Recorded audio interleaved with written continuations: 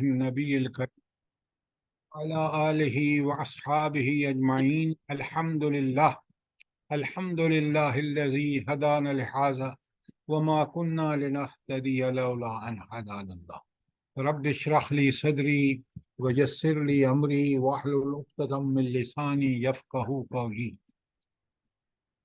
ہم نے توحید پر 3 لیکچر ہو چکے ہیں اور توحید کا مضمون انتہائی اہم ہے اس لحاظ سے کہ توحید جو ہے وہ بنیاد ہے دین اسلام پورے کی، چاہے اس کا عقائد کا نظام ہو چاہے اس کا پورا عملی نظام ہو، تو یہ ساری چیزیں پوری شریعت بیس کرتی ہے توحید پر۔ تو توحید کا ہم نے جو جنرل انٹروڈکشن اور توحید کی اہمیت کے بعد ہم نے کل توحید فی ذات ختم کیا تھا کہ ذات میں جو توحید ہے کہ اللہ تعالیٰ اپنی ذات میں تنہا یکتا اور اکیلا ہے، اور اگر ذات میں شرک کیا جائے جیسے مشرکین مکہ کرتے تھے کہ وہ کہتے تھے فرشتے اللہ کی بیٹیاں ہیں، یہ شرک ذات ہے۔ جیسے عیسائی کرتے ہیں کہ عیسائی کہتے ہیں کہ حضرت عیسیٰ علیہ السلام نعوذ باللہ اللہ کے بیٹے ہیں۔ اسی طرح یہود کا ایک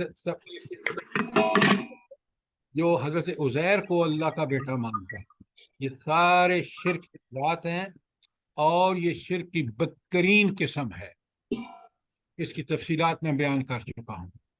آج ہم پڑھ رہے ہیں توحید فی الصفات، کہ دوسری چیز جو ہے، جیسے آپ تفصیل سے میں آپ کو بتا چکا ہوں کہ اللہ تعالیٰ کی صفات جو ہیں اس میں کوئی شخص شریک نہیں ہے، حتیٰ کہ انبیاء جیسی ہستیاں جن کو اللہ تعالیٰ نے دنیا کی اصلاح کے لیے چنا، ان کو مبعوث فرمایا اپنا پیغام دینے، دین اسلام کا، توحید کا، رسالت کا، آخرت کا پیغام دینے کے لیے، ان تک کو بھی اپنی صفات میں شریک نہیں کیا۔ اچھا، لیکن مسلمانوں کا مسئلہ یہ ہے کہ شرک فی الذات تو عموماً نہیں پایا جاتا، لیکن شرک فی الصفات جو ہے وہ مسلمانوں میں بڑا عام ہے۔ مثلاً آپ دیکھتے ہیں کہ کتنے لوگ ہیں جو انسانوں میں وہ صفات سمجھتے ہیں جو صرف اللہ تعالیٰ کی صفات ہیں۔ مثلاً میں ایک مثال دیتا ہوں، لوگ سمجھتے ہیں کہ یہ ہمارے جو پیر صاحب جو ہیں، جو قبر ہیں، یہ کرسٹ ہیں، یہ مخلوق جو ہے اس کے پاس علم غیب ہے۔ نعوذ باللہ، کسی کے پاس علم غیب نہیں ہے۔ حضور نبی کریم صلی اللہ علیہ وآلہ وسلم سے قرآن میں اللہ تعالیٰ نے یہ الفاظ کہلوائے، لا عالم الغیب، میں علم غیب نہیں جانتا۔ قرآن میں 3 دفعہ یہ آیت آئی ہے۔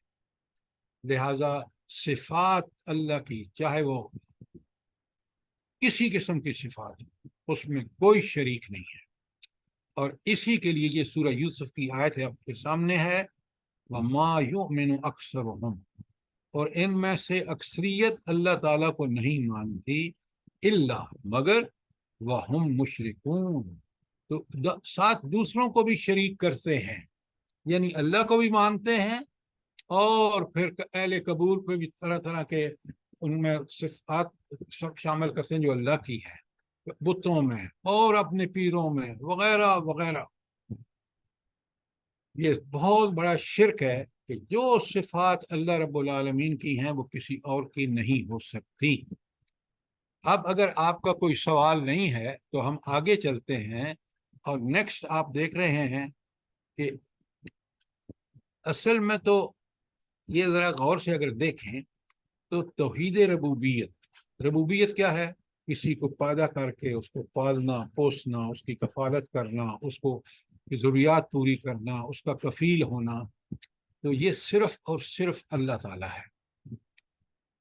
کیا مطلب ہے کہ یہ ربوبیت جو ہے یہ ہر آدمی مانتا ہے۔ آپ کسی سے پوچھیں نا کہ تمہیں پیدا کس نے کیا، اس کائنات کا مالک کون ہے، یہ کفار مکہ بھی، نیچے آیت لقمان، سورہ لقمان کی آپ دیکھ رہے ہیں 31، وَإِن سَأَلْتَهُم مَّنْ خَلَقَ السَّمَاوَاتِ وَالْأَرْضَ، اگر تم ان کافروں سے پوچھو کہ زمین و آسمان کو کس نے پیدا کیا ہے، لَيَقُولُنَّ اللَّهُ، تو یہ ضرور کہیں گے، لام تک تاکید کیا، یہ ضرور کہیں گے اللہ نے پیدا کیا. یعنی اس بات کو وہ پوری طرح مانتے ہیں کہ زمین و آسمان میں جو کچھ ہے. آپ خود سوچیں کہ زمین و آسمان کی وسعتوں کو ذرا خیال تو کریں. یہ سورج، یہ چاند، یہ ستارے، یہ نباتات، یہ جمادات، یہ حیوانات، یہ کہکشائیں، یہ سولر سسٹم، بلکہ کوئی انسان، کوئی مخلوق پیدا کر سکتی ہے؟ ہرگز نہیں. یہ اس خالق کا کارنامہ ہے جس نے نہ صرف ان کو پیدا کیا ہے، ان سے کام بھی لے رہا ہے جن کاموں کے لیے ان کو پیدا فرمایا ہے. تو آپ نے دیکھا کہ اس کا اعتراف کہ زمین و آسمان کو پیدا کس نے کیا ہے، اس وقت بھی کافر کرتے ہیں، آج بھی کریں گے، اس کے علاوہ کوئی چارہ نہیں ہے. بات سمجھ آ رہی ہے آپ کو؟ جی سر. اچھا، اب یہ تو توحید ربوبیت کے تو وہ قائل تھے، لیکن عبادت نہیں اللہ کی کرتے تھے، عبادت بتوں کی کرتے تھے اہل مکہ جو تھے. اور یہ جو یہود ہیں وہ کیونکہ اللہ کے ساتھ شریک بنا رکھا تھا حضرت عیسیٰ کو، تو اب وہ حضرت عیسیٰ اور حضرت مریم علیہ السلام کی عبادت کرتے تھے. تو گویا یہاں آپ دیکھ رہے ہیں کہ یہ توحید ربوبیت جس کو وہ مانتے تھے، اسی کی بنیاد پر ان سے مطالبہ کیا گیا کہ تم اس رب کو الہ بھی مانو.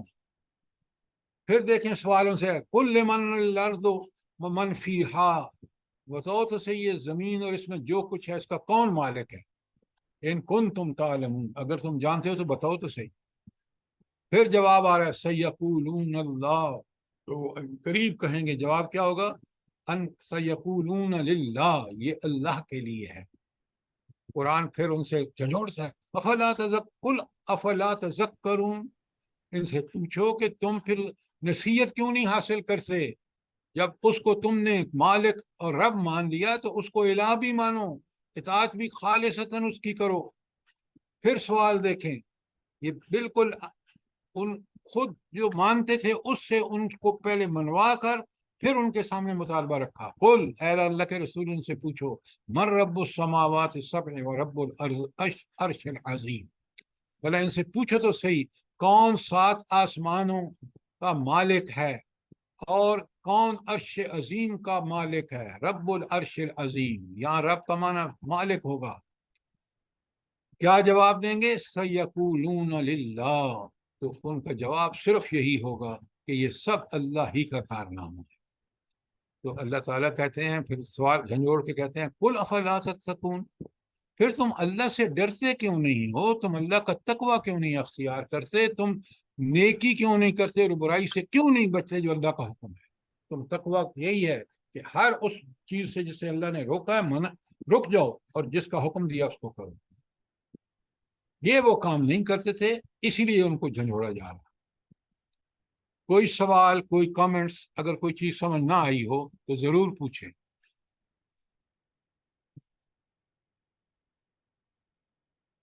دیکھیں قرآن کس طرح ان کے مسلمات جن چیزوں کو مانتے تھے. قل من یرزقکم من السماء والارض، ان سے پوچھو تمہیں زمین و آسمان میں رزق کون دے رہا ہے. ام من یملک السمع والابصار، کون مالک ہے سماعت اور بصارت کا. ومن یخرج الحی من المیت ومن یخرج المیت من الحی، کون مردے سے زندہ کو نکال رہا ہے اور میت من الحی، اور مردے کو زندہ سے نکال رہا ہے. پھر سوال کر رہے ایک پہ دوسرا سوال دیکھیں گے، من یدبر الامر، کون تدبیر کر رہا ہے اس کارخانہ کائنات کو چلانے کے لیے.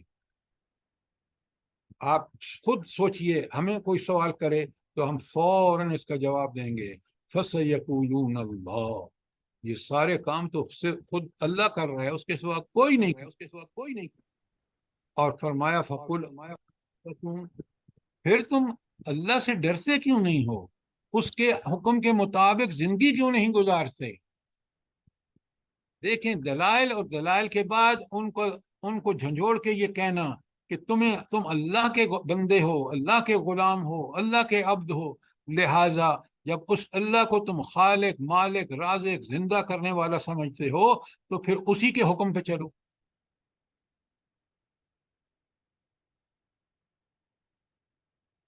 اب توحید کی صفات کی بات ہو رہی ہے تو سب سے پہلے ذرا علم کہ اللہ تعالیٰ کا علم کس باریک بینی کا ہے ذرا بڑے غور سے سمجھیے، ان آیات کو سمجھیے، کیونکہ یہ چیز جو ہے یہ ہمارے اندر اللہ کی صفات کو پوری طرح جاگزین کر دے گی. اب علم کیسے ہے اللہ کا، ذرا غور کریں آیت پہ، معنی پہ غور کریں.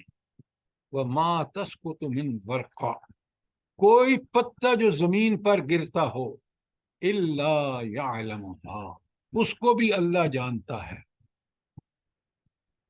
بھلا آپ کبھی سوچا تو کرے کہ روئے زمین پر کتنے درخت ہیں؟ انفینٹ، آپ گن نہیں سکتے. گن سکتے ہیں؟ پاکستان کے نہیں گن سکتے آپ، دنیا کے کیسے گنیں گے؟ تو اللہ تعالیٰ فرماتے ہیں کہ ان درختوں کا اگر کوئی ایک پتا بھی گرتا ہے تو اللہ اس کو جانتا ہے. یہ ہے اللہ تعالیٰ کا باریک بینی کا علم کہ کس مائکرو ڈیٹیل میں اللہ تعالیٰ ان سب چیزوں کو جانتے ہیں. پھر سمجھانے کے لیے پہلی دلیل یہ تھی وَلَا حَبَّةٍ، کوئی جو دانا جو فی ظلمات الارض، جو زمین کے اندھیروں میں اندر کہیں زمین کے اندر ہو، ولا رطب، اور کوئی چیز جو خشک ہو، ولا ساری تر ہو، ولا یابس، اور خشک ہو، الا فی کتاب مبین، یہ سب کچھ موجود ہے کتاب، کھلی ہوئی کتاب میں. یہ کھلی ہوئی کتاب کیا ہے بھلا؟ جلدی بتائیں. قرآن شریف. لا حول ولا قوت. اعمال. احکامات ہیں، قرآن احکامات. شریف ہدایات اور تعلیمات ہیں. وہاں کہاں ہیں یہ سب چیزیں جو پتا گرتا ہو؟ اور جی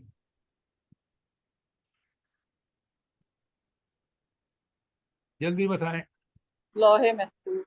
لوح محفوظ، شاباش. اور لوح محفوظ میں جو کچھ ہے وہ اللہ کا علم میں ہے. یہ وہ چیزیں ہیں، یہ ہے فہم قرآن کہ یہ چیزیں اللہ تعالیٰ نے کہاں ریکارڈ کر رکھی ہیں؟ لوح محفوظ میں. بہت اچھی طرح سمجھیے اس بات کو. کوئی سوال یہاں تک؟ اللہ کے علم پہ بات ہو رہی ہے، ذرا نوٹ فرمائیں کیا دلائل ہیں. یعلم ما فی السماوات والارض. سر ایک میرا سوال ہے، تو قرآن شریف میں بھی تو یہی کچھ سب کچھ ہے نا جو لوح محفوظ میں ہے؟ لوح محفوظ میں بہت کچھ ہے. قرآن مجید میں، جو قرآن مجید بھی لوح محفوظ سے ہے، لیکن قرآن مجید کے اندر صرف کیا چیزیں ہیں جو انسانوں کی ہدایت کے لیے ضروری ہیں؟ توحید، رسالت، آخرت. تو آخرت پر دلائل، توحید پر دلائل، رسالت پر دلائل. پھر سابقہ امتوں کے حالات اور واقعات ہیں، کس لیے؟ عبرت کے لیے. پھر تعلیمات ہیں دیگر جو انسانوں کی ہدایت کے لیے ہیں. ٹھیک ہے. تو قرآن مجید جو ہے وہ ہدایت کی کتاب. جزاک اللہ خیر. ساری تفصیلات کو قرآن میں نہیں ہیں. قرآن تو ہدایت کی کتاب ہے جو اللہ تعالیٰ نے وہاں بھی محفوظ کر رکھی ہے اور دنیا میں بھیج دی ہے تاکہ لوگ، اور اس کی حفاظت اپنے ذمے لے لی ہے. اب بات کلیئر ہے؟ جی سر، جزاک اللہ خیر. یعلم ما فی السماوات والارض، اللہ جانتا ہے جو کچھ زمین و آسمان میں ہے. ذرا غور کیجیے آیات کو. ہم سمجھتے نہیں ہیں نا، ہم سب پڑھتے ہیں کس کے لیے؟ بس ثواب ملے گا. حالانکہ اس کے اندر بڑے حقائق ہیں. پہلی بات، نمبر ایک، زمین و آسمان میں جو کچھ ہے وہ اللہ کے علم میں ہے. نمبر ایک، وَيَعْلَمُ مَا تُسِرُّونَ وَمَا تُعْلِنُونَ، وہ جانتا ہے جو تم چھپ کے کرتے ہو اور جو تم ظاہر کرتے ہو. پہلے زمین و آسمان کے بارے میں علم ہے، پھر خود انسانوں کو بتایا گیا ہے کہ وہ تمہارے ہر فعل سے، جو تم چھپ کے کرتے ہو، جو ظاہر کرتے ہو، سب اس کو پتہ ہے. تو یہ جو دوسری بات ہے کہ اللہ تعالیٰ سب کچھ جانتا ہے، جو تم چھپ کے کرتے ہو اور تم ظاہر کرتے ہو، اس کا ہمارے ساتھ کیا تعلق ہے؟ ہمیں اس سے کیا ہدایت ملتی ہے؟ جلدی بتائیں.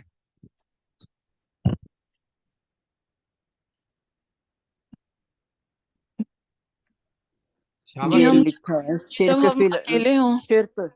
ہاں جی اب پتہ ہے انسان کیا کرتا ہے؟ سنیں، کون دیکھ رہا ہے جی یہ کام کر گزرو؟ نعوذ باللہ، اللہ دیکھ رہا ہے. تم جب کہیں بھی ہو، اندھیرے میں، اجالے میں، کوئی چیز کرو، اس کو اللہ تعالیٰ کو اس کا علم ہے.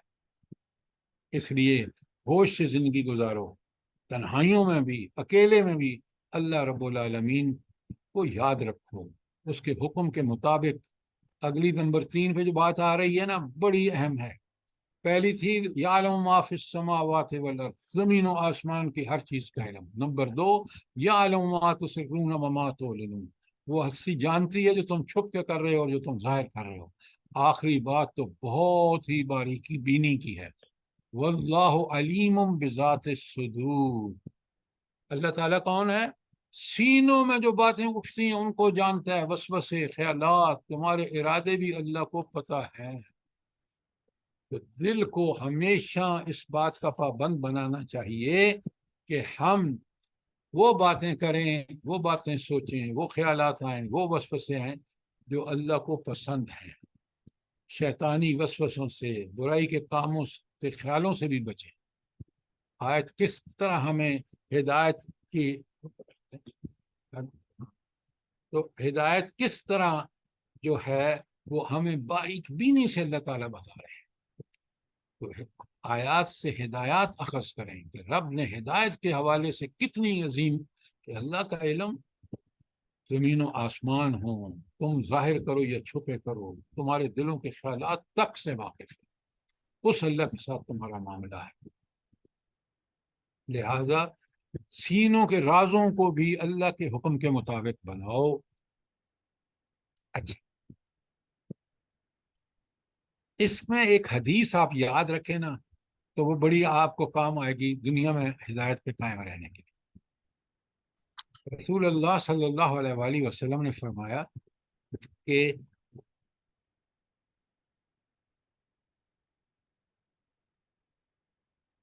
لا یؤمن احدکم، تم میں سے کوئی مطلوبہ درجے کا مومن نہیں ہو سکتا، حتی، ہاں کب ہو سکتا ہے؟ حتی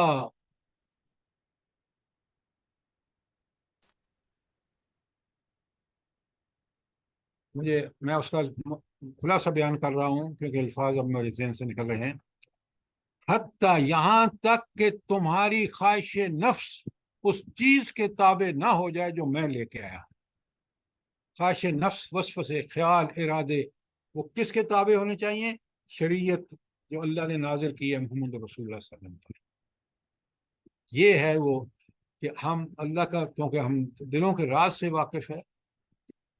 پھر آپ دیکھیں سورہ نام میں تو بالکل کھول کے بتا دی، وَعِندَهُ مَفَاتِيحُ الْغَيْبِ، غیب کی کنجیاں جو ہیں نا وہ کس کے پاس ہیں؟ اللہ تعالیٰ کے پاس ہیں. لا یعلمها، کوئی علم غیب نہیں جانتا الا ہو، سوائے اس کے. بڑی اہم آیت ہے اس کے نیچے سورہ اعراف کی 188، قُلْ لَا أَمْلِكُ لِنَفْسِي نَفْعًا وَلَا ضَرًّا. سبحان اللہ. اے اللہ کے رسول، یہ کہلوائے جا رہے ہیں الفاظ کس سے؟ رسول اللہ صلی اللہ علیہ وسلم جیسی ہستی سے جو اللہ کی سب سے پسندیدہ ہستی ہے. اس سے کیا الفاظ؟ قل، اے نبی کریم صلی اللہ علیہ وسلم بتا دو ان کو، لا املک لنفسی نفعا ولا ضرا، میں اپنی ذات کے لیے بھی کسی نفع نقصان کا مالک نہیں ہوں، اختیار نہیں ہے میرے پاس. کس کا؟ اپنی ذات کے نفع و نقصان کا. ہاں الا ما شاء اللہ، اگر اللہ چاہے تو مجھے، چاہے تو نقصان پہنچائے، چاہے تو مجھے فائدہ پہنچائے. اور اللہ کے رسول فرماتے ہیں، بڑے غور سے سنیے، وَلَوْ كُنْتُ عَالَمُ الْغَيْبِ، اگر میں علم غیب جانتا، لَاسْتَكْثَرْتُ مِنَ الْخَيْرِ، تو میں بہت سارے فائدے جمع کر لیتا، وَمَا مَسَّنِيَ السُّوءُ، اور مجھے کبھی کوئی نقصان نہ پہنچتا. اب آپ دیکھیں، بڑے غور سے سنیں، حضور نبی کریم صلی اللہ علیہ وآلہ وسلم کے دندان مبارک کہاں شہید ہوئے ہیں؟ کہاں شہید ہوئے ہیں؟ جلدی بتائیں۔ غزوہ احد میں، غزوہ جنگ احد احد، میں۔ جنگ احد میں سر۔ ہاں، جنگ احد میں اگر نبی کریم صلی اللہ علیہ وسلم کو علم غیب ہوتا تو اس کی کوئی پیش بندی کر لیتے۔ تو یہ چیز کہ علم غیب سوائے اللہ کے کوئی نہیں جانتا، بڑا اس سورۃ اعراف کی آیت 188 سے بالکل کلیئر ہے۔ کوئی کوشچن ہے تو پوچھیں ورنہ آگے چلیں۔ علم غیب کو دیکھیں، قل لا یعلم من فی السماوات والارض الغیب، زمین و آسمان میں کوئی بھی علم غیب نہیں جانتا۔ کون جانتا ہے؟ الا اللہ، اور اللہ صرف جانتا ہے۔ وما یشعرون، ان کو تو یہ بھی نہیں پتا، وہ یہ بھی نہیں سمجھتے، ایان یبعثون، کہ وہ دوبارہ کب اٹھائے جائیں گے۔ یہ سورہ نمل کے یہ آخری الفاظ کیا مطلب ہے کہ وما یشعرون ایان یبعثون؟ جلدی بتائیں۔ یہ بھی نہیں پتا کہ عالم برزخ کی کتنی مدت ہے، یعنی کیا یہ تو آپ مجھے بتا رہے ہیں اس کا معنی، مفہوم۔ اصل میں یہ کیوں کہا گیا ہے؟ سنیے، اہل قبور اور سے تو یہ پوچھتے ہیں نا لوگ کہ وہ چھڑا لیں گے جی ہمیں، تو اللہ کہہ رہے ہیں ان کو تو یہ بھی نہیں پتا کہ دوبارہ کب اٹھائے جائیں گے۔ تو یہ ہے انسانوں کا حال، اور رب العالمین کو سب پتا ہے۔ اور اختیار اور اقتدار کے بارے میں اپنے ہینڈ آؤٹ کو دیکھیے، وَلِلَّهِ الْأَمْرُ جَمِيعًا، تمام کاموں کا اختیار کس کے پاس ہے؟ اللہ کے پاس ہے۔ اللہ تھوڑا سا اختیار دیتے ہیں نا تو انسان بگڑ جاتے ہیں، وہ بھول جاتے ہیں کہ اللہ، اقتدار اللہ کے پاس، علم کامل اللہ کے پاس، کاموں کا انجام اللہ کے پاس۔ تو لہٰذا آپ دیکھ رہے ہیں آج ہمارے ملک میں جو کچھ ہو رہا ہے وہ صرف اس وجہ سے کہ لوگوں نے سمجھا ہے کہ یہ اختیار کیوں جو اللہ نے امتحان کے لیے دیا ہے، وہ اس اختیار کا مس یوز کر رہے ہیں۔ اللہ کیسی ہستی ہے؟ سورہ انبیاء میں دیکھیں، لا یسأل عما یفعل، اللہ سے تو کوئی سوال بھی نہیں کر سکتا کہ جو اللہ کرتا ہے۔ کسی کو کوئی اختیار ہی نہیں کہ وہ اللہ سے سوال کرے کہ اللہ آپ نے یہ کیوں کیا۔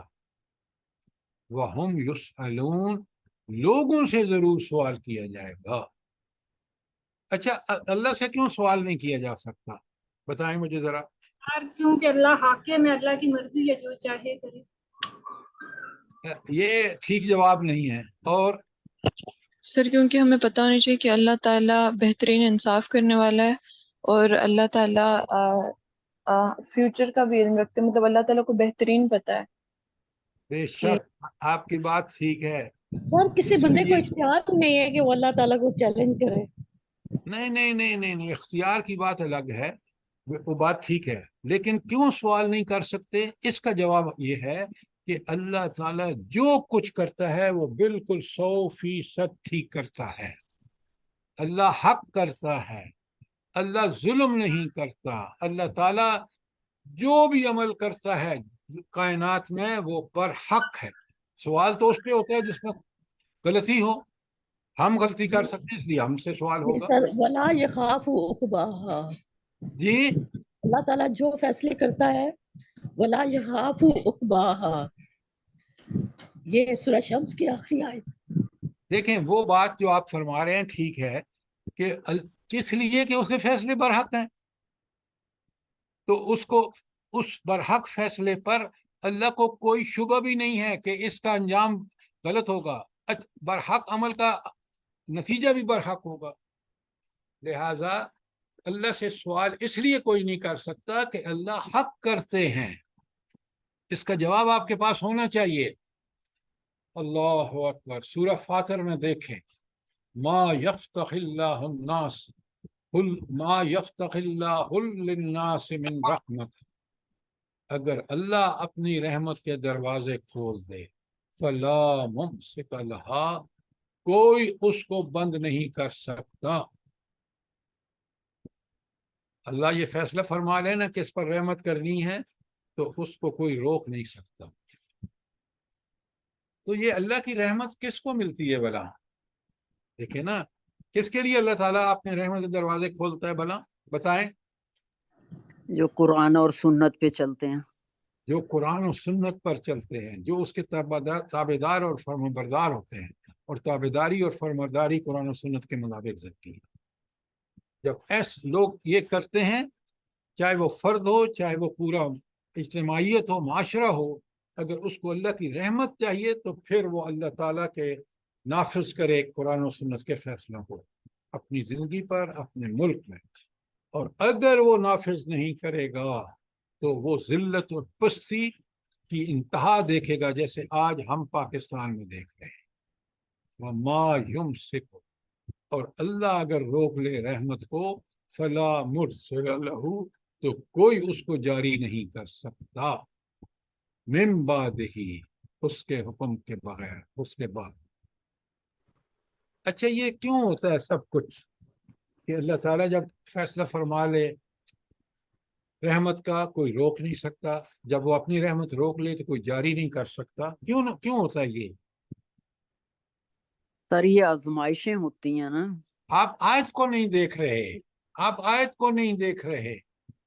وَهُوَ الْعَزِيزُ الْحَكِيمُ، حکیم، یہ جو عزیز طاقت غالب اور اور قدرت حکمت، اس کے پاس ہے۔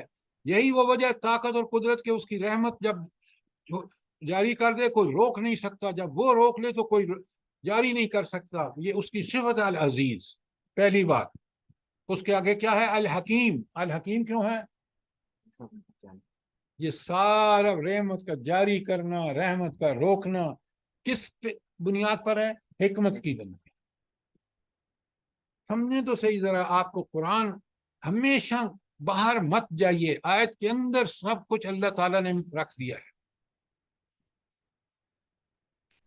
پھر دیکھیں، یہ ہے توحید نفع و ضرر، اللہ تعالیٰ ہی نقصان اور فائدہ دے سکتا ہے، کوئی اور نہیں دے سکتا۔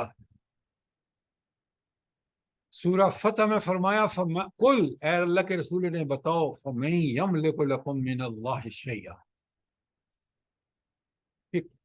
ان اراد بکم ضرًا او اراد بکم نفعا۔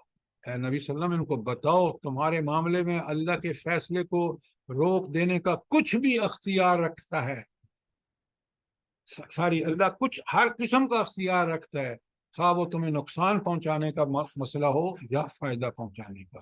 یہ ہے توحید، یہ ہے مومن کا عقیدہ کہ مجھے نفع اور نقصان صرف اللہ پہنچا سکتا ہے، اور نقصان ہوتا ہے اللہ کی نافرمانی میں، اور فائدہ ہوتا ہے اللہ کی اطاعت اور تابعداری میں، قرآن و سنت پر عمل کرنے میں۔ مومن اس کو جب پکا پکڑ لیتا ہے کہ اللہ کی کتاب اور سنت رسول اللہ صلی اللہ علیہ وسلم کا پر عمل کرنے والا بن جاتا ہے، تو پھر وہ دنیا کی سعادتیں، آخرت کے انعامات۔ یہ توحید پڑھ رہے ہیں آپ، یاد رکھیے اللہ تعالیٰ کی قدرت کیسی ہے، قوت کیسی ہے، فعال لما یرید، وہ جو چاہتا ہے کرتا ہے، اس لیے کہ طاقت اور قدرت کا سرچشمہ وہ ہے۔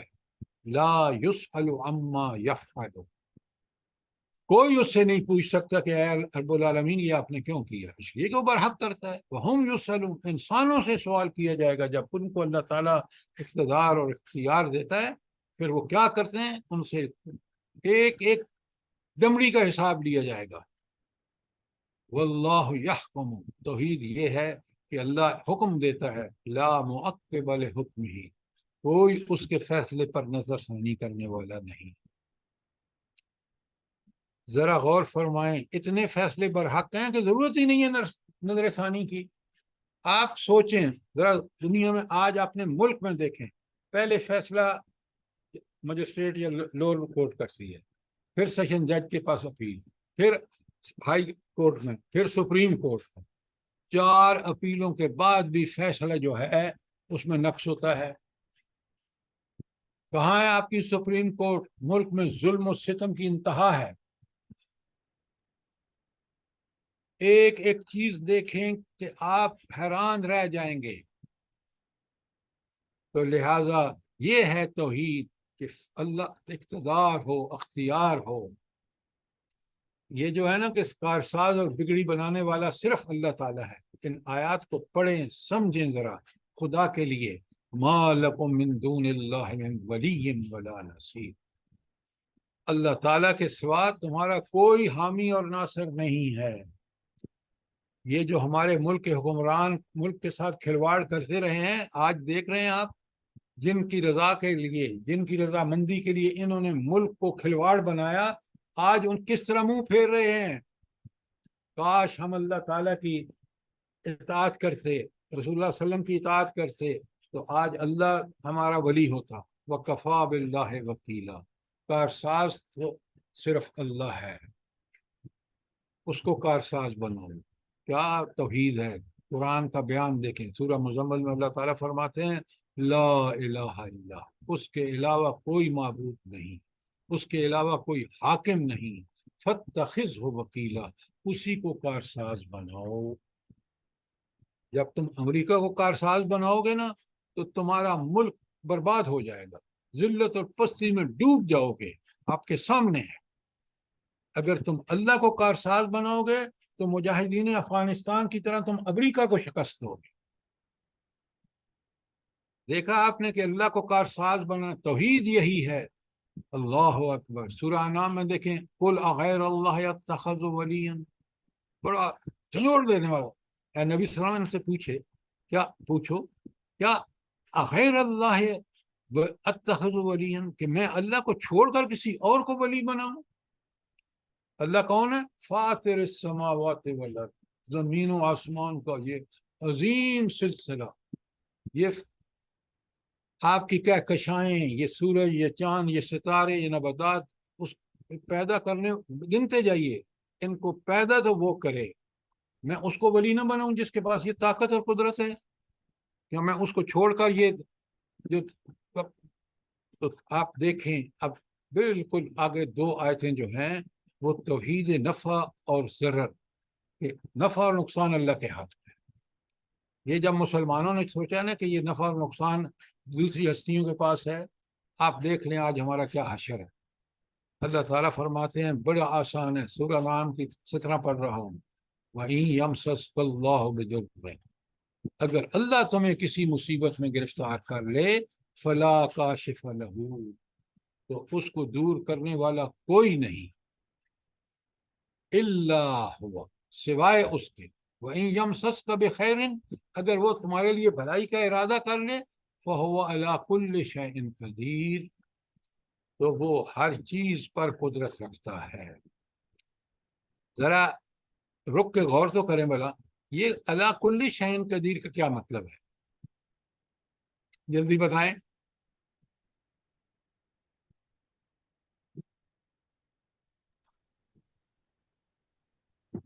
جلدی بتائیں.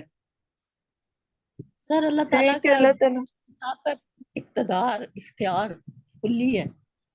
یہ آپ جو قرآن کے طالب علم ہیں نا، قرآن کو سمجھ کے نہیں پڑھتے، ورنہ جہاں نفع نقصان کا فائدہ ہوتا ہے، دیکھیں یہاں نفع نقصان ہے کہ صرف مصیبت اور تکلیف دینا چاہے تو اللہ کے علاوہ کوئی اس تکلیف کو دور نہیں کر سکتا، اور اللہ اگر بھلائی چاہے، خیر چاہے تمہیں دینا، تو کوئی اس کو روک نہیں سکتا.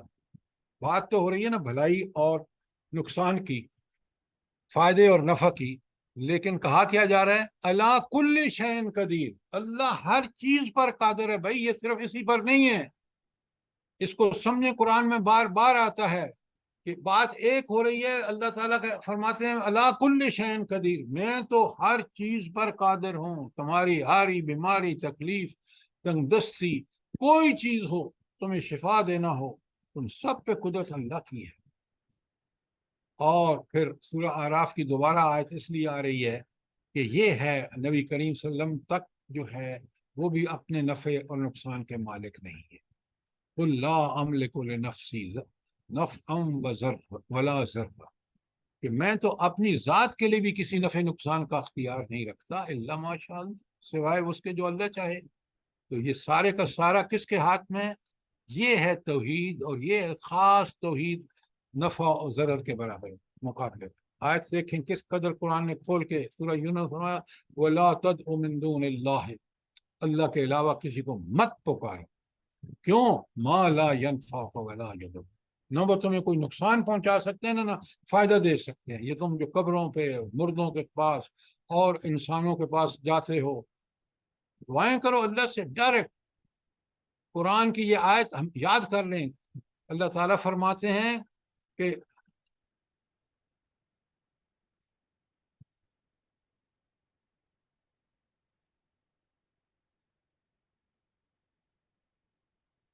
मैं मफहूम बयान कर रहा हूँ।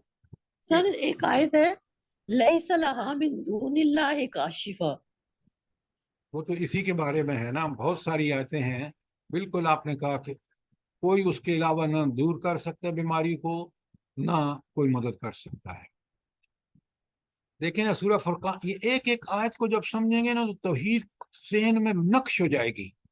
फिर आदमी किसी इंसान मखलूक के आगे हाथ ही नहीं फैलाएगा। वत्तखुज़ू मिन दूनिल्लाहि आलिहा, इन लोगों ने अल्लाह को छोड़कर इलाह बना रखे हैं। ये कब्रों वाले, बुतों वाले, पीरों वाले वगैरह। ला यखलुकून शैआ, इन्होंने तो कुछ भी पैदा नहीं, ये खुद मखलूक है। हम युखलकून वला यमलिकून लिअन्फुसिहिम ज़र्रन वला नफ़अ। क्या दलील है? ये तो अपनी जात के लिए भी नफ़े नुकसान के मालिक नहीं है। ये भी अल्लाह से दुआ करते हैं, उसी से मांगते हैं। तुम इनके पास जाते हो और ना तो अपनी जात के हवाले से किसी नफ़े नुकसान से अख्तियार रखते हैं। वला यमलिकून मौतम वला हयाता, ना इनका कोई मौत और जिंदगी पर कंट्रोल है। वला नशूरा, तो न दोबारा जब जिंदा किए जाएंगे। ये सब अल्लाह के हुक्म से होता है। तौहीद देखें, इसको समझें। अब रसूलुल्लाह सल्लल्लाहु अलैहि वसल्लम से अल्फाज सुने सूरह जिन में, कुल इन्नमा अदऊ रब्बी, इनको बताओ ऐ नबी सल्लल्लाहु अलैहि वसल्लम, मैं भी अपने रब को पुकारता हूँ। वला उशरिक बिही अहदा, और उसके साथ किसी को शरीक नहीं करता।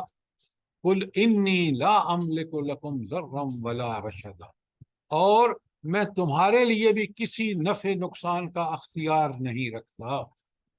ये सारी आयतें सिर्फ सुने नहीं, इनको समझें। और ये है तौहीद। और ये तौहीद जब मेरे दिल में, आपके दिल में, दिमाग में पक्की पुख्ता इन आयात के जरिए, रब्बानी आयात के जरिए हो जाती है, तो फिर हम तौहीद परस्त बनते हैं।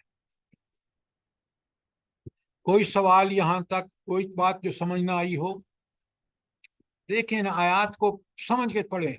कुल इन्नल अम्रु कुल्लुहु लिल्लाह, इनसे कहो कि तमाम अख्तियारात सिर्फ एक अल्लाह के हाथ में। सिर्फ उसने तख्लीक ही नहीं किया, युदब्बिरुल अम्रु मिनस समाइ इलल अर्द, जमीन से, आसमानों से लेकर जमीन तक कोई चीज भी है, उसकी प्लानिंग उसकी है, उसकी एग्जीक्यूशन उसकी है, उसकी तदबीर उसकी है, उस तदबीर का नफाज भी उसका। ये है तौहीद। इसको समझें और इसी को प्रैक्टिस करें। फिर आप देखेंगे कि अल्लाह ताला किस तरह हमें अपना कुर्ब अता फरमाता है, हमारा ज़हन खुलता है। ये चीज़ें जब हमारे दिलो दिमाग में पैवस्त हो जाती हैं, अल्लाह की आयत, तो फिर इंसान की ज़िंदगी बड़ी दूसरी होती है। आप देखें तो सही, सूरह यासीन आप पढ़ते हैं, इन्नमा अमरुहु इज़ा अरादा शैअन, जब भी अल्लाह ताला किसी चीज़ का इरादा फरमाते हैं तो देखें क्या करते हैं, ऐ यकूलु लहू, सिर्फ ये बात कहते हैं, कुन, हो जा, फयकून, वो हो जाता है। कोई उसको ज़रूरत नहीं है कि बड़ा प्लानिंग होनी चाहिए, उसके एग्जीक्यूशन के लिए अफराद होने चाहिए, मटीरियल होना चाहिए, फलाना। अल्लाह ने ज़मीनों आसमान को हुक्म दिया, वो वजूद में आ गए। इन्नल्लाह यफ़अलु मा यशा, अल्लाह जो चाहता है वो करता है। और ये आखिरी आयत जो सूरह दार की है, बहुत अहम है। वमा तशाऊन, तुम्हारे चाहने से क्या होता है, इल्ला अन यशा अल्लाह, हाँ वो होता वो है जो अल्लाह चाहता है। तो इसका मतलब क्या है? क्या ये पढ़ लें और सवाब हो जाएगा, या यहाँ एक बहुत बड़ा हिदायत है, इसके अंदर बहुत बड़ी हिदायत है। वमा तशाऊन इल्ला अन यशा अल्लाह। जल्दी बताएं क्या है इसमें, क्या सबक है?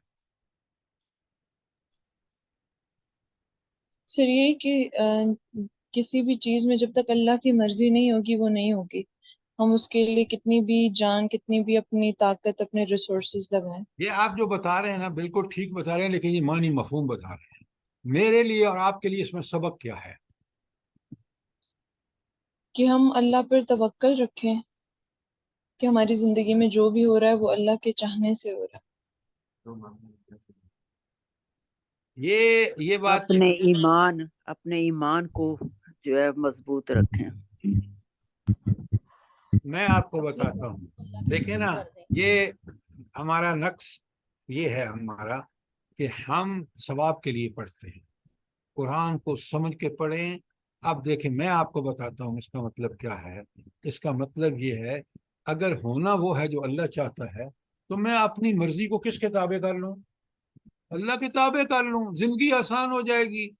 تو قرآن اور سنت نے مجھے بتا دیا ہے کہ میری چاہتیں کیا ہونی چاہیے، میری زندگی کیسی ہونی چاہیے، میں اس کے مطابق بنا لوں تو وہ اللہ کی چاہت کے مطابق ہوگا، اور پھر ہوگا وہی جو اللہ چاہتا ہے، جیسے آپ اس آیت میں پڑھ رہے ہیں۔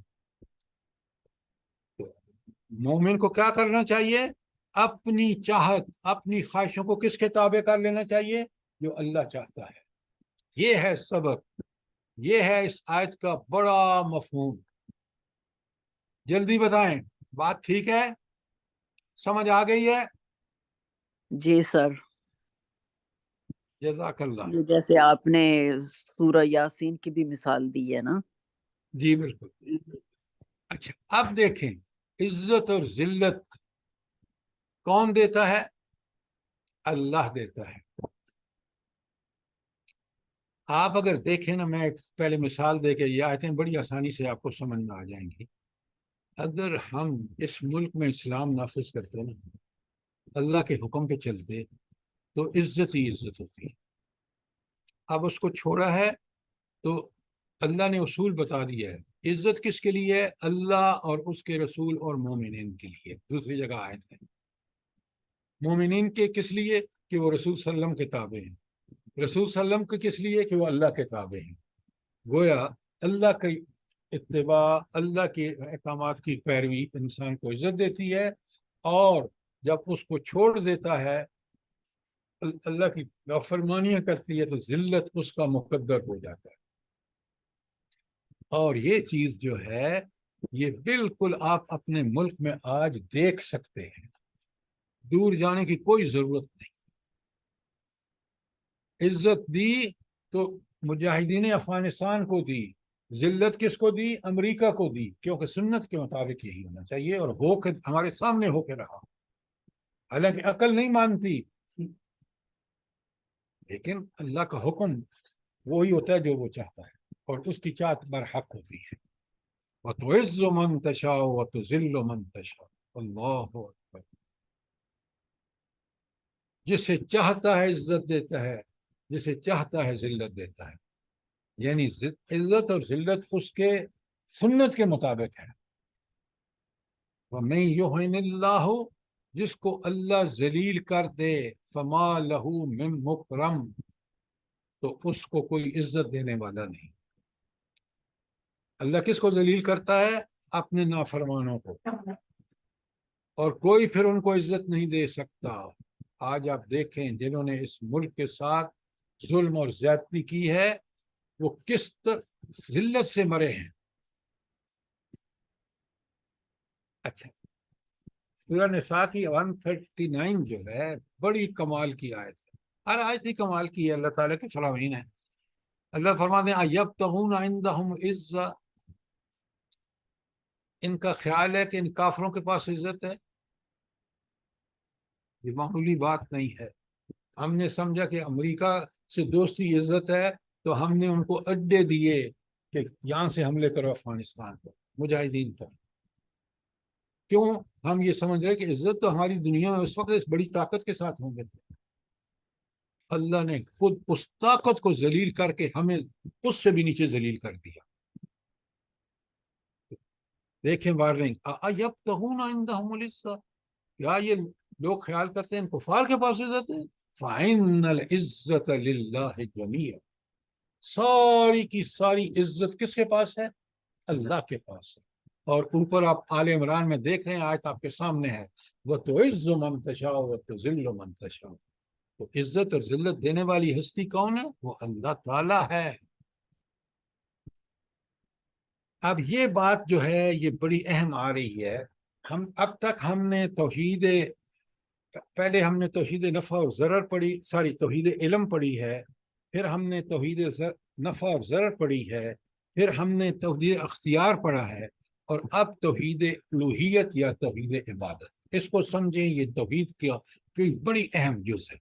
عبادت میں تین چیزیں شامل ہیں: مراسم بندگی، اطاعت یا فرمانبرداری، اور غلامی یا محکومیت. قرآن سے آیات موجود ہیں. تو عبادت کا مراسم بندگی کیا ہوتے ہیں؟ یہ رکوع، سجود، قیام، اور اس کے بعد آپ دیکھتے ہیں کہ جب ہم حج پہ جاتے ہیں تو ہم طواف کرتے ہیں، یہ بھی مراسم بندگی ہے، ایکٹس آف ورشپ.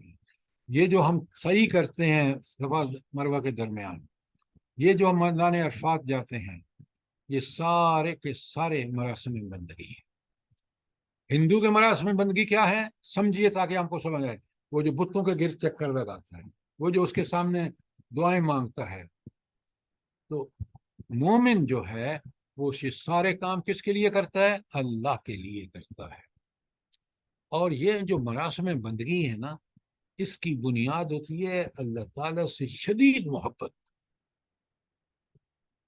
جب بچے کو ماں سے شدید محبت ہوتی ہے نا، اور بچہ کیا کرتا ہے؟ وہ ماں سے لپٹتا ہے.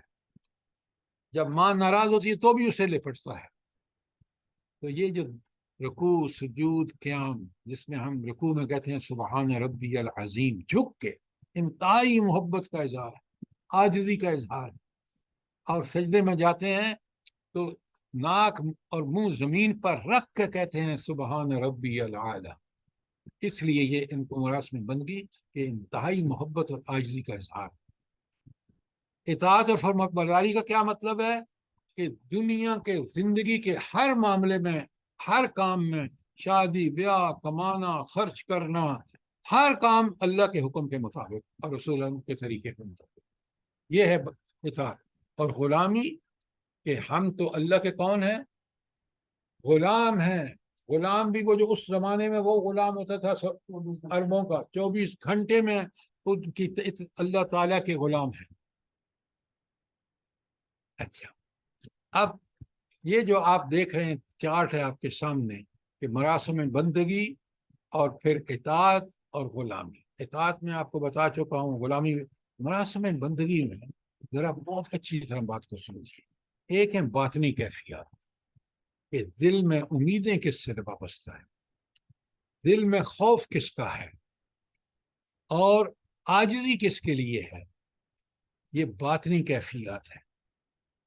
جب اللہ تعالیٰ کی صفات کو ہم کما حقہ جانتے ہیں تو یہ باطنی کیفیات اس وقت بالکل ٹھیک ہوتی. جب انسان کے دل میں دنیا کی محبت ہوتی ہے، شیطان اس کا ولی بن جاتا ہے، تو یہ کبھی اس انسان میں یہ چیزیں پیدا نہیں ہو سکتی. تو باطنی کیفیات، اللہ کی صفات، ان کو ذہن نشین جو ابھی ہم پڑھ رہے ہیں. پھر اللہ سے امیدیں، اللہ سے محبت، اللہ کا خوف، اللہ کے لیے عاجزی، پھر آپ کو آئے گی. باطنی کیفیات کا اظہار جو ہے وہ ظاہری اعمال اور جسم کے اعضاء سے ہوتا ہے، جس میں نماز، قیام، رکوع، سجود، دعا وغیرہ، یہ سارے نماز کے عملی طریقے ہیں. اور حج، طواف، رمی، قربانی وغیرہ، یہ سارے کے سارے آپ کے جوارے سے اور ظاہری اعمال ہیں. تو مراسم بندگی میں انسان کو سب سے پہلے اپنے قلب کو ٹھیک کرنا ہوتا ہے، اور قلب ٹھیک ہوتا ہے قرآن و سنت کی تعلیمات اور ہدایات پر. کوئی سوال؟ سر یہ باطنی کیفیات مراسم بندگی کے لحاظ سے ایکسپلین کر دیں تھوڑا. اچھا، مراسم بندگی، ایکٹس آف ورشپ، میں نے آپ کو بتایا ہے. اچھا، آپ یہ بتائیں، بڑا اچھا سوال کیا آپ نے، بڑے غور سے سنیے. اللہ سے شدید جب محبت ہوتی ہے یعنی محبت کی انتہا ہوتی ہے تو پھر انسان اپنے ہاتھ اٹھا کے اللہ سے دعائیں کرتا ہے. کیوں؟ وہ سمجھتا ہے کہ میری صحت، میری عمر، میرا مال اولاد اسی کے قبضہ قدرت میں ہے، وہیں سے ہو. تو یہ دعا کی خاص کیفیت جو ہے، اس طرح کی دعا، اسی کو اللہ تعالیٰ کے رسول صلی اللہ علیہ وسلم نے کہا ہے الدعا هو العبادہ، دعا ہی عبادت ہے. لیکن دعا کس کیفیت میں، جو میں نے آپ کو بتائی. تو یہ جو رکوع، سجود اور قیام ہے نا، یہ دراصل اپنی کیفیات عاجزی کے اعتبار سے آپ دیکھیں، ہم جھک کے یس پھر زبان سے کیا کہہ رہے ہیں. آپ مکہ مدینہ پہنچتے ہیں تو مکے میں آپ طواف کرتے ہیں، بھائی وہ ایک عمارت ہے صرف اینٹ اور گارے کی، لیکن کیونکہ وہ اللہ کا گھر ہے، وہاں آپ کو شدید اللہ سے محبت کا اظہار کرنے کا موقع ہے، اور آپ پھر وہاں طواف کرتے ہیں اور دعائیں مانگتے ہیں. یہ ہے تعلق کہ یہ جو ایکٹس آف ورشپ ہیں اور اللہ کے ساتھ محبت ہے انتہا کی، یہ دونوں کا تعلق ہے. بات کلیئر ہے؟ جی سر. اچھا، اب تفصیل سے آگے آ گیا کہ ظاہری اعمال جوارے کیا ہیں، جیسے نماز، قیام، رکوع، سجدہ، دعا، حج، طواف، رمی، یہ سارے ظاہری اعمال ہیں. اور باطنی کیفیات کیا ہیں؟ اللہ تعالیٰ سے محبت، اللہ تعالیٰ سے شدید قسم کی محبت جو ہے وہ شائستگی اور وارفتگی کہلاتی ہے. گرویدہ ہونا، انسان کو گرویدہ کس کا ہونا چاہیے؟ اللہ تعالیٰ کا. اور گریزی کا ثبوت کیا ہے؟ اللہ تعالیٰ کے احکامات کی اطاعت، تعظیم، خشیت، خوف اس سے، امیدیں اس سے، رجا بھی امید ہے، تذلل، عاجزی کہ بس میں تو بڑا عاجز انسان ہوں، اپنے سانس کا بھی محتاج ہوں. طاقت اور قدرت کا سرمش چشمہ تو اللہ تعالیٰ ہے. شاباش. کوئی سوال ہو؟ اب آپ دیکھیں، آپ روز کہتے ہیں ایاک نعبد، اے اللہ ہم صرف تیری ہی عبادت کرتے ہیں، بس تو پوجا تیری کرتے ہیں، اطاعت تیری کرتے ہیں، غلامی تیری کرتے ہیں. تو جب عبادت کا لفظ اللہ کے لیے ہے تو یک وقت تینوں معنی. اور سورہ بقرہ کی آیت 21 آپ کے سامنے ہے. اللہ تعالیٰ سے ہم ساری انسانیت کو اللہ حکم دے رہا ہے، یا ایھا الناس اعبدوا ربکم، عبادت کرو کس کی؟ اپنے رب کی. وہ تمہیں پالتا پوستا کفالت کرتا ہے، لہذا اس کی اطاعت کرو. وہ تمہارا آقا اور مالک ہے، رب کا معنی ہے. تو بات سمجھ رہے ہیں؟ کوئی سوال ہے تو ضرور کریے. اعبدوا ما، ہاں اعبدوا اللہ، یہ بات. اچھا، یہ عبادت کا ہر نبی نے آ کے لوگوں سے مطالبہ کیا ہے کہ اللہ کی عبادت کرو. نیچے دیکھیں، بنی وقضا ربک، تمہارے رب نے حکم دیا ہے، فیصلہ کر دیا ہے، اللہ تعبدوا الا ایہ، کہ سوائے اس کی کسی اور کی عبادت نہ کرو. تو یہ ہر نبی نے آ کے، اور یہ اللہ نے جو فیصلہ کیا ہے، یہ کیوں کیا ہے کہ انسانوں کو کہا کہ تم عبادت کرو؟ عبادت کا فیصلہ کیوں کیا ہے اللہ نے؟ عبادت کا حکم کیوں دیا ہے؟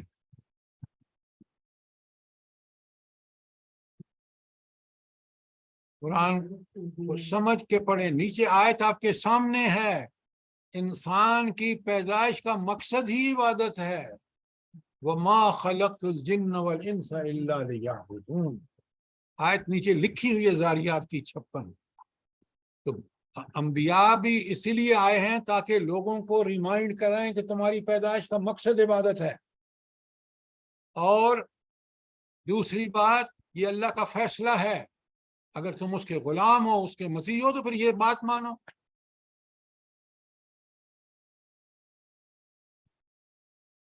یہ جو آیت 60 ہے آپ کے سامنے ہے، وَقَالَ رَبُّكُمُ ادْعُونِي أَسْتَجِبْ لَكُمْ. یہ بڑی کمال کی آیت ہے.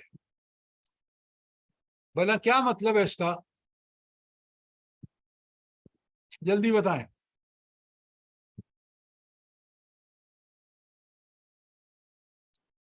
بڑے غور سے سنیے.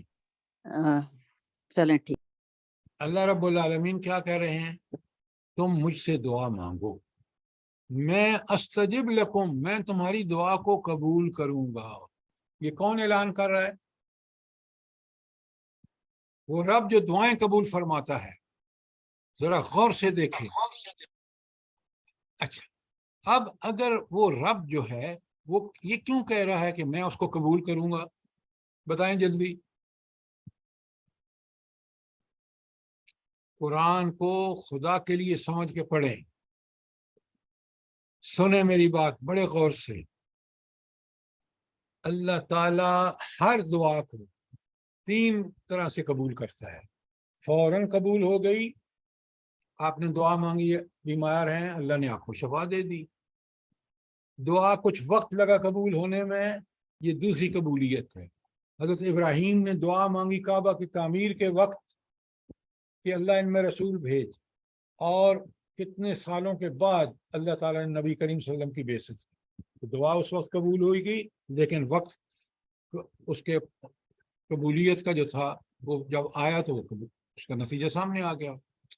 अब तीसरी कैफियत ये है कि बंदे की दुआ इस दुनिया में कबूल नहीं हुई। हो सकता है ना, होता है, लेकिन उसका जो दुआ मांगी है उसकी कबूलियत का अल्लाह ताला ने अजर लिख दिया है आखिरत में।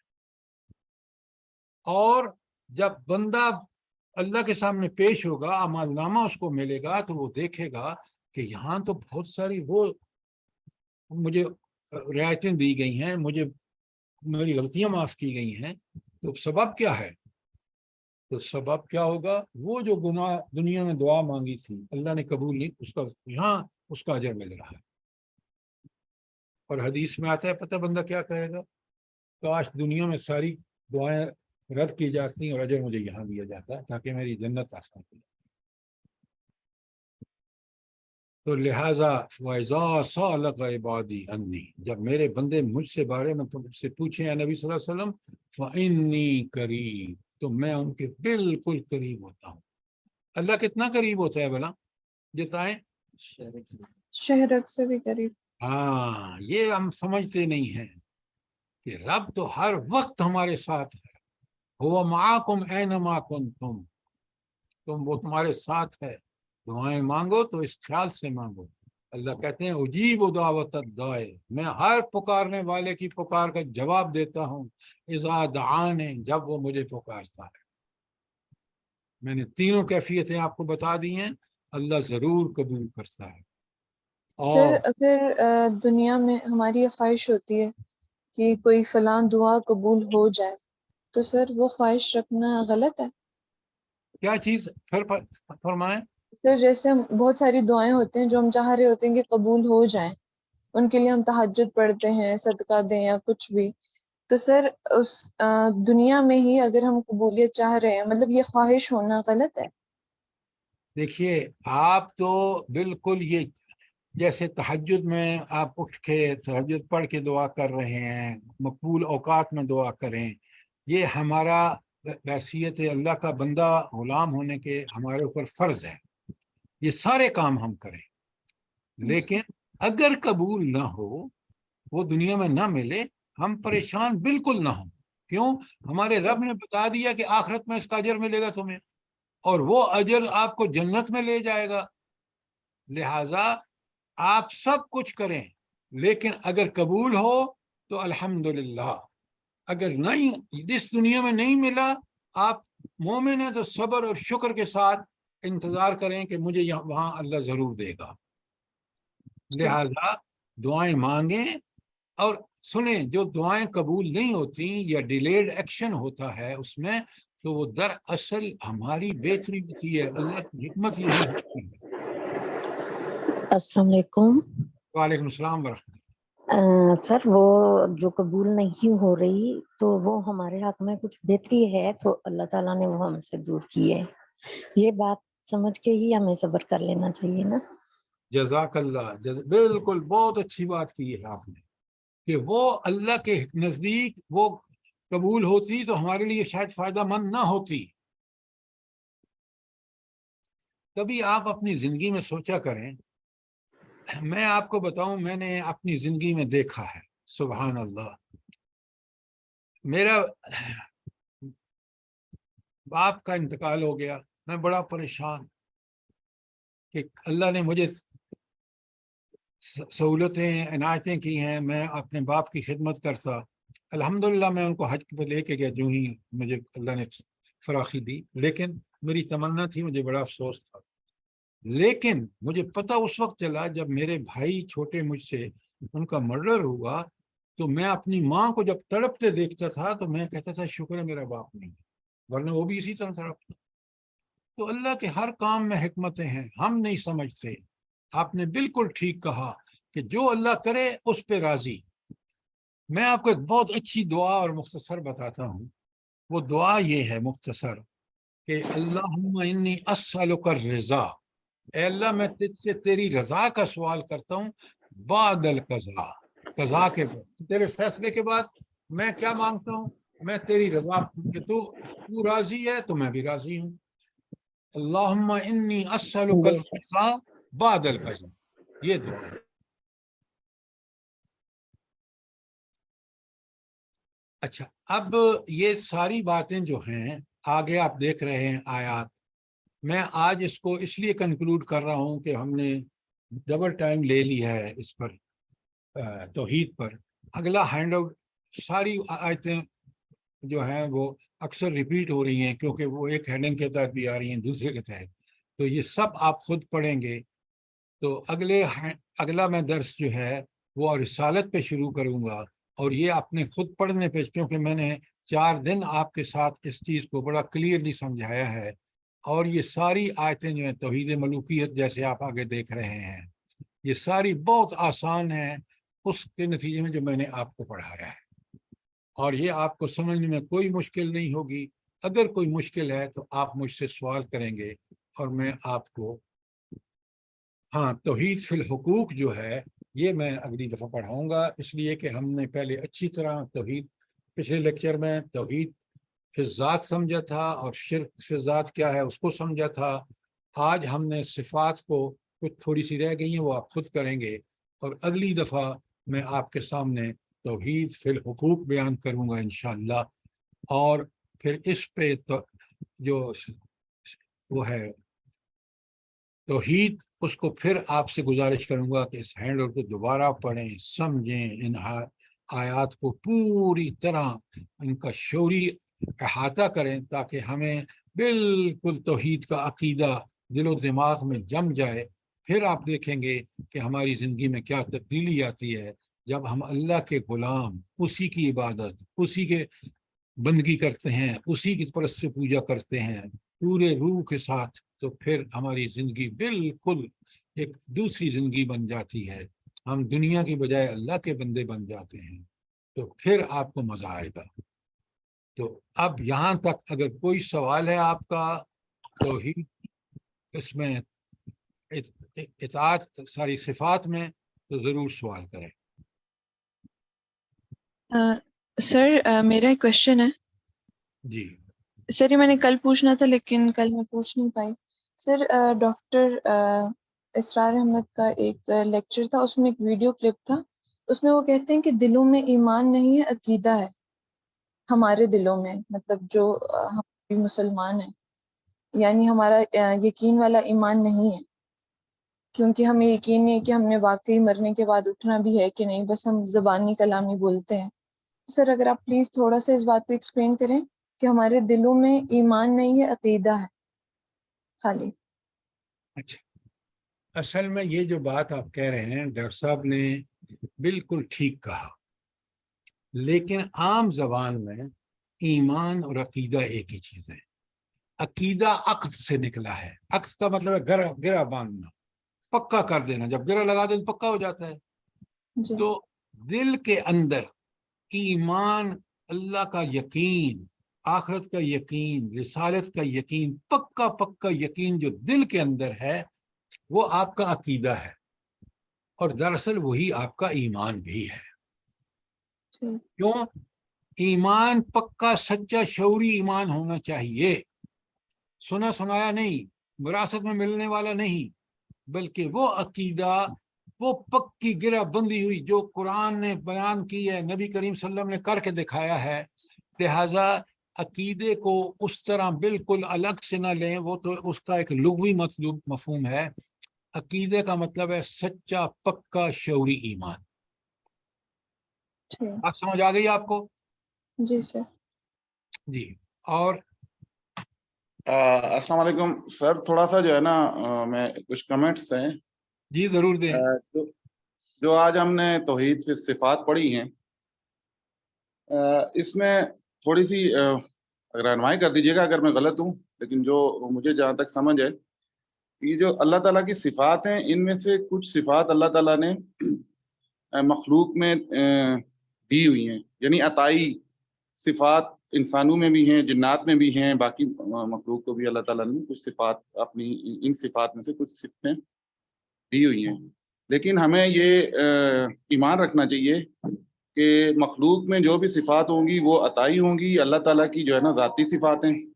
مخلوق کی جو صفات ہوں گی وہ محدود ہوں گی، اللہ تعالیٰ کی لامحدود ہیں، یعنی اللہ تعالیٰ انفینائٹ ہے۔ اللہ تعالیٰ کی جو ہے نا وہ صفات جو ہے نا ان تک نہ ہی کوئی مخلوق پہنچ سکتی ہے، بلکہ بہت لمیٹڈ مخلوق کو جو ہے نا یہ صفات دی گئی ہیں۔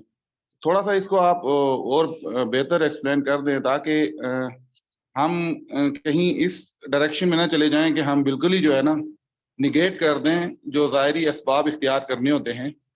ظاہری اسباب اختیار کر کے اور پھر اللہ تعالیٰ کے اوپر یقین رکھنا کہ یہ سبب جو میں نے اختیار کیا ہے یہ میرے لیے لازم ہے، لیکن اس کے اندر اس کام کا ہونا یا اس صفت کا جو کسی ڈاکٹر کے پاس جو صفت ہے شفا اس کے اللہ تعالیٰ نے اس کے ہاتھ میں دی ہے، یا کسی کو علم دیا ہے تو اس میں سے جو علم کسی بندے نے لیا ہے، تو یہ علم ویسے تو اللہ کا کامل علم کا حصہ ہے، لیکن ہمیں جو ہے نا یہ یقین رکھنا کہ یہ شفا جو ہے نا اللہ ہی دیں گے۔ مجھے ڈاکٹر کے پاس جانا میرے لیے ضروری ہے، مجھے جو ہے نا یہ صحیح کرنا ضروری ہے، مجھے جہاد کرنا ضروری ہے، مجھے جو ہے نا کسی بھی معاملے میں کوئی بھی سبب اختیار کرنا ضروری ہے، کیونکہ اللہ تعالیٰ نے وہ اپنی صفات میں سے کچھ چیزیں جو ہے نا وہ دی ہوئی ہیں۔ جیسے آیت الکرسی میں بھی جو ہے نا کہا ہوا ہے کہ اللہ تعالیٰ نے جتنا چاہا کسی کو دیا، چاہے وہ علم کی بات ہو یا شفا کی بات ہو یا شفاعت کی بات ہو۔ جزاک اللہ خیر سر، تھوڑا سا اس کو آپ اور بہتر الفاظ میں ایکسپلین کر دیں گے تو اس غلط فہمی سے ہم دور ہو جائیں گے کہ ہم بالکل ہی جو ہے نا ریجڈ نہ ہو جائیں کسی معاملے میں کہ نہیں بھائی یہ تو ہم مانتے ہی نہیں ہیں۔ جزاک اللہ، بہت آپ نے اچھی بات کی۔ دو چیزیں ہیں، آپ ذرا ان کو الگ کر لیں، تاکہ پہلی بات ہے کہ کچھ صفات سے الہی کامل اور اکمل ہے۔